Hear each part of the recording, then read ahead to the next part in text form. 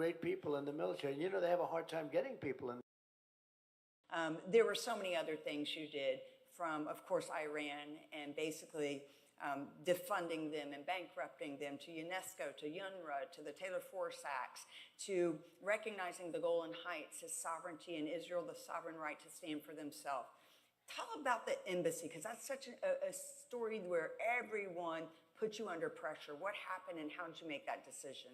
Well, I think I've been better to Israel than, I have been better to Israel than any other president by far.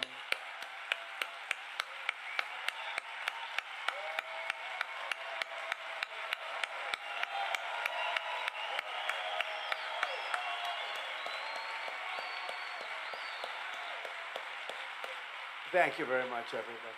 As Paula mentioned, we did Golan Heights. We did the Abraham Accords, a big deal. Yes. That was incredible. Nobody thought that was possible. And if we were there, you would have had that filled in, maybe even with Iran, because Iran was broke. They had no money. We had sanctions on them. I told China, if you buy 1 barrel of oil, you can't do business in the United States anymore. They said, we'll pass.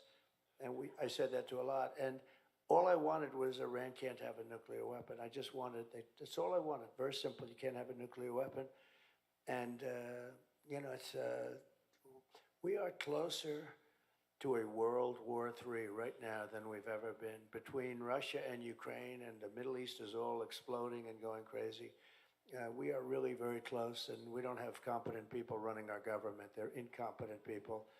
And it's, you know, it's a very dangerous thing. But Paul is alluding to, because I told her the story one time, when I was campaigning, I said that we'll make Jerusalem the capital of Israel. And a big part of that is you're going to move the embassy. When you move the embassy, I guess it's semi-automatic, right? And so I was going to do that, and I was all set to do it, and I was being called, I guess 6 or 7 presidents promised, and it was promised without question. But then they never did it, and I never understood why, but I do now, because when I got to office, I was inundated with calls from very important countries and unimportant countries. Everybody was calling me, don't do it, it'll be bloodshed in the streets, don't do it, it won't be good, don't do it. Anyway, but I was going to do it, and I promised I was going to do it, and I felt there wouldn't be bloodshed. I was right about that, by the way.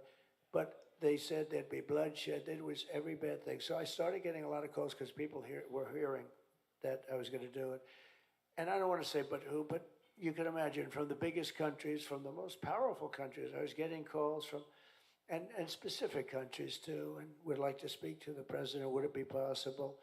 And they said it was about Jerusalem and the capital, becoming the capital of Israel. And that means, you know, they were going to try and talk me out of it. So this was on a Thursday, and I said, would you tell them I'm going to call them back on Monday? So good. Then on Friday, or whatever day it was, I announced that I was doing it. And I did it.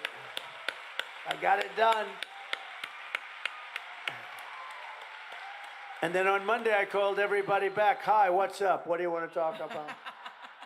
And they said, oh, that's we wanted to talk. But by that time, it was already, I mean, it was out there, and there was no, you know, I was told that the whole world was going to explode if you did that. And it didn't happen. It didn't happen. And importantly, I got it built. Once we were there, General walked in, sir, would you please sign the following papers? I said, what's that for? $2 billion to build an embassy. I said, $2 billion? Are you $2 billion? This is the United States. That's why Elon Musk is going to do a good job cutting costs. He was great last night. But I said to David Friedman, the ambassador, a very good guy, I said, David, is there anything we can buy there that's like we can renovate and fix up and have an embassy fast? Because you know that if you're going to have an embassy, they wouldn't have the embassy built for 25 years, and it would cost a fortune. And they wanted to buy this site, which was not a great site, but it was a tremendous amount of money. So he calls me up the next day, he says, we have a great site. You know, we've been there a long time. We have a great site, and there's a building on it. It'd have to be renovated, and we can renovate it. And the bottom line is it was a much better site. We owned it already. We didn't have to spend any money.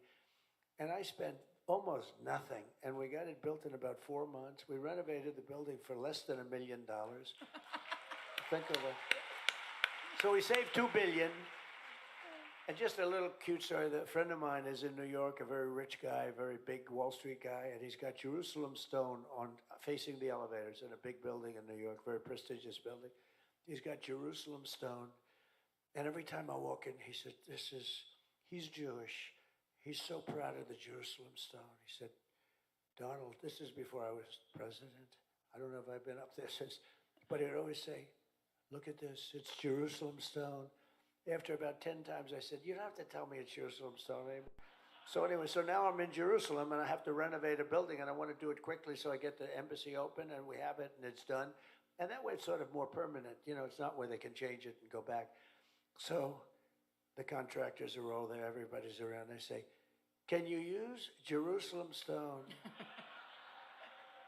And is it very expensive? They said, no, it's cheap as hell. It's the cheapest thing. We have a lot of it. It's all over the place. So we did the whole building in Jerusalem stone. And it's gorgeous. You know, it's beautiful. It's known as such an expensive stone, but it wasn't expensive for me. So anyway, we did a good job. We got it built. We not only named it, we got it built. And it's a beautiful embassy. There's no reason for them to do another one. President, there's so much we'd love to talk about economy, immigration, and you can talk about as much as you want, but the one thing I want to definitely leave